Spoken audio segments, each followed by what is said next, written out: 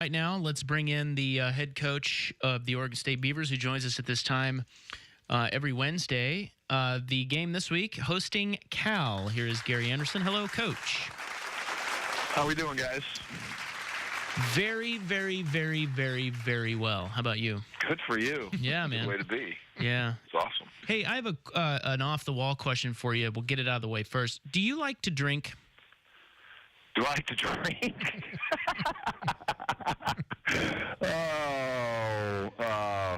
Not opposed to it. Good answer. So we were pondering. Don't ask me why we were pondering this, but let's say Gary Andersen is cooking up a nice pot of fall chili, and we're sitting around maybe a campfire and maybe some Van Halen going on in the background. What is Gary Andersen drinking? You ever had Blanton's? Yeah. Oh yeah. Whiskey Yeah. man. Oh man, Yeah. I love you more. So that's what we were debating. Like, was he a Scotch man? Was he you go whiskey? Was there like a PBR mixed in there? We didn't know. No, I'm pretty picky. Yeah. Stick to the All in obvious extreme moderation. Of course. Yes, of course. Without question. Right. Yes. Okay, so all right. The other two losses, they were competitive. This last one was not. How do you guard against a negative mindset creeping in from how bad that got against Colorado? Well, it's not easy to sit back and get whooped like that. And that game was really, you said it right. It was not probably not even really as close as the score was, to be honest with you. They pulled it off a little bit there in the third quarter and obviously the fourth quarter. And so I think you do the same overall evaluation of the team and the program. I believe it's important to let the kids know where they sit, understand where the issues are and discuss them and communicate with the kids. But you also have to let them understand, in that game, haven't really felt like that too many times in the Pac-12. Obviously this year, haven't played those games, but this year feels much different than a year ago as far as being competitive. That game we were not, and that was highly concerning. Speed was a huge issue. So I don't jump out and tell the kids in that scenario. We talk about it, though. Hey, we have to understand what we are good at, we need to be good at to be in games and give us a chance to be able to compete, and we have to be able to execute. And we can't be our own worst enemy. If we do that, it's going to be tough sledding every single week for where we're at. So I don't really guard against it. I try to educate them and let them know where they are, though. I don't try to hide the facts from our kids. So when you talk about that, you say our strengths. So when you're going in and maybe you're playing a team that you know is going to be a tough matchup. And look, Colorado is laying 40 on a lot of people. That is a very good offense right now. Mm-hmm. Two good quarterbacks, good running back. I think three of the most talented receivers in the conference. So when you look at that and you're preparing for that, what do you need to do in order, like you said, to be competitive? What is your keys to the game? Because I'm assuming when you look at Cal, who's very similar to Colorado in what they do offensively, what do you do to lay out that game plan to be in this game in the fourth quarter against Cal? Well, the one thing, if you just look at our last game, a lot of people talk about the plays over the top, and those are big. The best way to help get rid of those plays is to get a pass rush, and we're not good in that situation. A couple of those balls were gone out not quickly in this game. The one that he threw over the top of, it was the second touchdown. That ball left his hands with 4.7 seconds in that it was in his hands, and we didn't have anybody relatively close at that point. It was a three-man rush, so that's key. They're going to get a couple plays over the top. Last week, Utah, Cal, 28 points. I believe all four touchdowns came over the top against a very good defensive backfield, in my opinion, in a lot of man coverage situations. So those plays, the shots they take, they may get a couple of them. Our problem in the Colorado game, in my opinion, was allowing them to stay in front of the change consistently. 1st and 10, 2nd and 5. 1st and 10, 2nd and 2. 1st and 10, 2nd and 3. That kills you. It needs to be 1st and 10, 2nd and 7, 3rd and 6, and then all of a sudden they're not as comfortable as calling an offense, and that's what we were unable to do. So stopping the run, tackling well is just as big a concern, or quite frankly a bigger concern for me. Couple plays getting over the top of you, that's 14 points versus drives that leads to 40-plus points as you go through time. And then the offense, for who we are, how do we win a game like this? We must possess the football. Last week, Cal snapped the ball 54 times against Utah. They like to snap the ball 100 times. they snapped the ball 100 times against Utah, they probably have 20 more points, but they didn't, and Utah had a chance to win the game on the 1 yard line in the end, 23-28, whatever the score was. So it has to be a team game for us to have an opportunity to play against these high-powered offenses. And as we move forward in this league, you're never going to win it if you don't have a high-powered offense. I'm convinced of that. I get it. I understand it. We need to recruit to that. We need to employ the system that allows us to be able to do that when we get the guys in the position to get it done, because it's very clear in this league that the winner is going to have a very potent offense. It's funny you mentioned the number of snaps.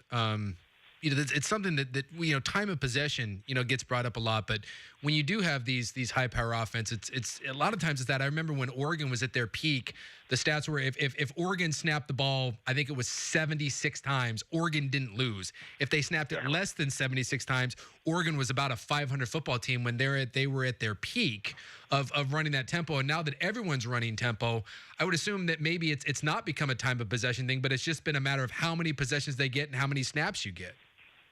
Yeah, and that's what they want, that ball back. And you can even see some of it in special teams with some of these teams. They punt the ball, they're receiving a punt from their opponent, and all they want is that ball back, man. They just want that ball to get in the air and put it back on our offense's hands and let us roll. They're not overly aggressive on special teams in that area because they want those possessions, and they'll get them. They think that they're going to be able to get it rolling, and it's an interesting offense. It's something that I definitely want to continually learn more about and understand more about as we move forward. And you still don't have to be a complete fast break team, and there's some different versions of there's the air raid version, there's more of the run version, there's, even Arizona's going to pound the rock, but they still go fast sometimes and they slow it down. It's just interesting to watch all these offenses go. And a couple of weeks ago I looked at the stats, and 18 of the 20 teams were basically a spread team that played at up tempo as far as the point totals and total offense. So, Stanford was one of the teams that was not. Boise was one of the teams that was not. I think this week Arkansas crawled up into that area, but it's wide open out there, and those guys are scoring a bunch of points, and you have to be able to score. Look at Gary Patterson. He was always wanted to possess the ball, wanted to be able to huddle up all those, and they changed, and it gives them a chance to win championships in that league now. Well, and the teams that don't play that style, they tend to build bully defenses, and even some of them now, TCU plays great defense, Alabama plays great defense, and even they've kind of gone to some of the spreads, but it's almost like the outliers. They become like the wishbone teams. But how difficult is it in college football to build a defensive bully like that? I know in the NFL, there's more teams that do it that way, but it seems like in college football, to play that style of slow down, grind it out, you have to have an elite defense. And I just think in today's world of college football, that seems more difficult than ever to build. It is, and you rely on so much on the skilled with the 85 scholarships. So if you break them in half and you go 45 and 45, and so you want to be a bully offense and maybe a bully defense, then you've got those big guys, and you've got a lot. So you give 12 or 13 scholarships to those defensive linemen. Then you're going to flip the table on you and say, okay, now we're going to play a spread team. So we got the big nose tackles and the 300-pounders and 5 or 6 or 7 or 8 of those guys to have a two deep, and then all of a sudden we play. Now we need 6 pass rushers for this week, and then you run out of scholarships. And you do the same thing on the offensive side of the ball. It's like, okay, we need all these tight ends to be able to pound the rock, and then we need to have 13 wide receivers to be able to build and keep that going through the years. And that's where you get lost, and you have to have a plan on offense and defense of who you want to be. We've recruited to move towards the spread in this offense as we've gone through time. We're not there yet. Our numbers are nowhere where they need to be, nor are they in the back end on defense to defend the spread. Quite frankly, we have a hard time getting enough corners to put out there right now, but we've planned for that. Not going to knee-jerk reaction to it. It's where we are. Those are tough things to be able to sit back and say you'd like to fix them in 2 days or 6 months or a year, but that's not the way it works. But you need to have a plan, or you'll be all over the place, and then I think you really get yourself in trouble with your numbers as far as able to do anything on offense or defense. Does that take a lot of discipline to stick to that plan when it's not going well, and you just have to kind of maybe take a breath and tell your staff and tell your guys this is a process and there's really no way to speed it up? It just takes time. It's hard. It's hard. And we will this year take going into our real true second recruiting class that we've had, we'll take a long, hard look at a few JC guys, a little more than we have in the past, to help us. And when we say that, we know the issue we've had on the offensive line. We're going to look at those spots, possibly at the wide receivers, and different scenarios to get difference makers if we can deem them. But you don't want to wholesale change. We believe we have a really good class behind us that is going to grow and develop with all those outside linebackers. Those should be good pass rushers as we move forward. And the young kids that we got in different spots, we feel positive about those kids, but it's going to be how they develop. So, patience is part of it. That's hard. It's frustrating. Trust me, I get it. For me, I believe more so than anybody, but other people would probably argue that point with me, that it's more frustrating for them than it is for me. But you have to stick with your plan. Absolutely. So let's take the offensive side of the ball. You guys have some talent on the outside. How do you get your guys on the edge? How do you get the ball in their hands more and allow some of those playmakers on the outside to be more involved in this offense? Yeah, it was highly frustrating for me last week to sit there and watch the opportunities that were out there at times. It has to improve, and that's what I'm really looking for right now. Is I need to see improvement, and it's from all of them. It's the timing of the routes. It's breaking it off at the right time. We had an opportunity for a potential touchdown that was in there. We had a route that looked like it should have been broken off at about 11 yards, 12 yards, and it got broke off at 6. That makes it very hard for the quarterback. Those are the things that in those crucial moments that you have to practice correctly, which we do. And in the game, it has to carry over. It doesn't matter if you get rerouted. All that stuff doesn't matter. You have to be able to execute in that setting. That's how our throw game is going to get better. And we can all sit back and say, we've got to pass protect better. Yes, we do. I mean, that doesn't take, you can sit there with somebody that's seen 3 days of football in their life, and they can say, man, they need to protect the quarterback better. That's the easy thing to see. It's the things that are broken down inside of there that'll allow the quarterback to get the ball out earlier. And then young men need to earn the right to have faith, or their quarterback to have faith in that they're going to catch that ball when he throws it to them. And those are all things that are in there. Right now, if I was going to throw the ball, I'm looking at it as our offense, quite frank and very, very honestly, I'm throwing the ball to 22. I'm throwing the ball to 6. Okay, that's where I'm going to go, because those are the guys that have shown me that they have the ability. I was going to throw the ball to Noah early in the year, but now Noah's out. Noah's injured, so he's not there. The other guy's got to earn the right to catch the football in practice and in games. Is the quarterback decision a tough one for you?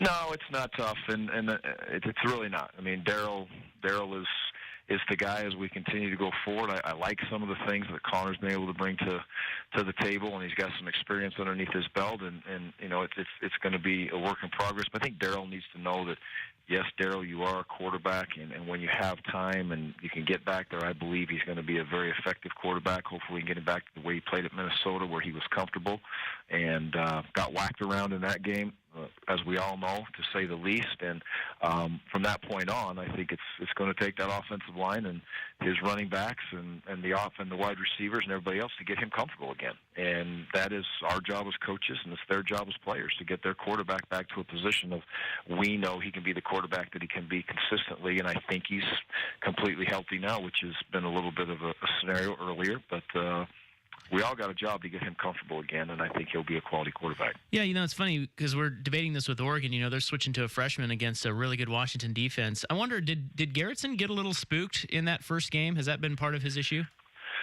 I don't know if you could ever say spooked would be a word for Darryl, but your clock goes off as a quarterback when you get smacked around, and because he wants to compete, he wants to succeed. It's his clock and his mind going off.